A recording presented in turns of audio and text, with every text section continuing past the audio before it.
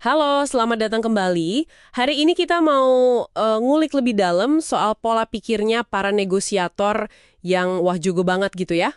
Ya, betul. Kita bakal fokus ke sumber keren nih. Buku Secrets of Power Negotiating, khususnya bab 52. Nah, itu dia. Bab ini ngebahas soal keyakinan inti mereka. Pernah nggak sih Anda mikir, waktu nego, mungkin kedua pihak itu sebetulnya pengen hal yang sama?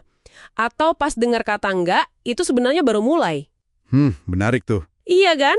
Nah, kita bakal kupas 3 keyakinan fundamental yang jadi kayaknya pegangan utama negosiator ulung.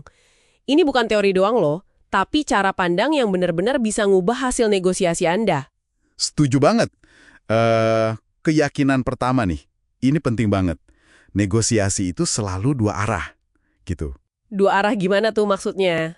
Tapi dia juga, berusaha keras ngertiin tekanan sama kebutuhan pihak satunya lagi. Hah, jadi nggak egois gitu ya? Betul. Contohnya, ingat gak soal bank yang punya tekanan buat nyalurin pinjaman? Mereka itu perlu ngasih pinjaman, sama kayak Anda perlu dapat pinjaman. Ah iya bener juga. Kita sering lupa kalau mereka juga punya target sendiri ya. Nah, paham soal ini aja udah ngasih kita perspektif yang beda banget.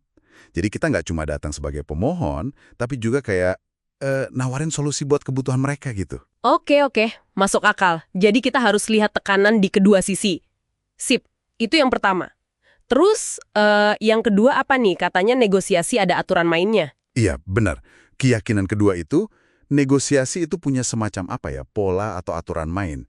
Bukan berarti kaku kayak main catur sih, tapi ada dinamika yang bisa dipelajari. Jadi bukan sekedar adu argumen siapa paling keras gitu ya.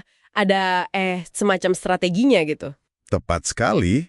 Kalau kita paham aturan ini, kayak taktik-taktik yang dibahas di buku ini, contohnya anchoring atau gimana manfaatin waktu, kita jadi punya kendali lebih. Jadi lebih bisa ngatur alur negosiasinya ya? Kurang lebih gitu. Ini bukan soal jadi licik ya, tapi lebih ke paham aja gimana permainan ini biasanya berjalan. Jadi lebih siap gitu loh. Oke. Paham tekanan lawan, terus paham juga ada pola atau strategi di baliknya. Nah, ini nih yang ketiga kayaknya paling bikin wah kaget soal kata tidak. Ah, iya, ini dia nih. Keyakinan ketiga. Buat negosiator ulung, kata tidak itu seringkali bukan penutup. Malah baru pembuka negosiasi yang sesungguhnya. Tunggu. Gimana ceritanya? Biasanya kan kalau udah ditolak, ya udah kelar, cari jalan lain. Kok ini malah dibilang baru mulai? Nah, itu bedanya. Karena tidak itu jarang banget sifatnya final, absolut gitu. Seringnya itu cuma posisi awal aja. Atau mungkin cara mereka ngetes kita. Serius nggak nih mintanya? Oh, jadi kayak semacam tes ombak gitu. Bisa jadi. Negosiator jagoan itu nggak langsung baper atau mundur pas dengar nggak. Malah, itu jadi sinyal buat dia, oke, saatnya gali lebih dalam nih. Gali gimana tuh? Ya nanya, oke, kenapa nggak ya? Bagian mana persisnya yang jadi masalah?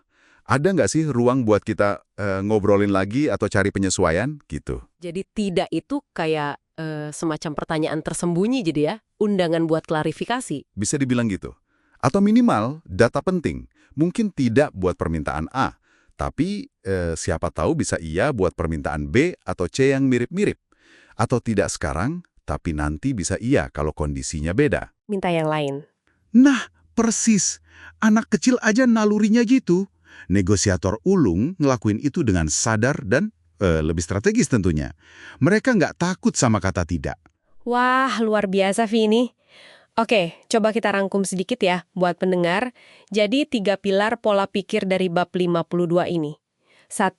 Selalu lihat dari 2 sisi, pahami tekanan lawan. 2. Sadar kalau negosiasi itu ada polanya, ada aturan mainnya. Betul. 3. Kata tidak itu bukan tembok, tapi seringnya cuma pintu awal buat eksplorasi lebih lanjut. Ngerti 3 hal ini aja udah beda banget pendekatannya ya. Jelas. Dan ini tidak cuma berlaku buat deal bisnis gede loh. Ini relevan banget buat obrolan sehari-hari. Oh ya? Contohnya gimana tuh? Ya, pas Anda nego tugas sama rekan kerja atau diskusi sama pasangan soal rencana liburan misalnya, kalau Anda fokus ngertiin sudut pandang dia, terus ngenalin dinamika obrolannya, dan nggak langsung nyerah pas ada penolakan awal, Otomatis jadi lebih pede dan strategis ya. nah itu dia. Anda jadi lebih mungkin nemuin solusi yang enak buat semua. Interaksinya jadi bukan potensi konflik, tapi lebih kayak, nyari jalan bareng-bareng, kolaborasi gitu. Keren banget. Oke, sebagai penutup nih, coba kita kasih satu pemikiran buat direnungkan ya. Boleh. Nah, setelah Anda dengar nih, kalau kata tidak itu seringkali cuma awal, bukan akhir, kira-kira gimana Anda bakal nanggepin kata tidak berikutnya yang Anda dengar? Mungkin di situasi penting, atau bahkan, di obrolan santai aja. Ada nggak pendekatan baru yang kepikiran buat dicoba? Pertanyaan bagus tuh. Coba direnungkan ya.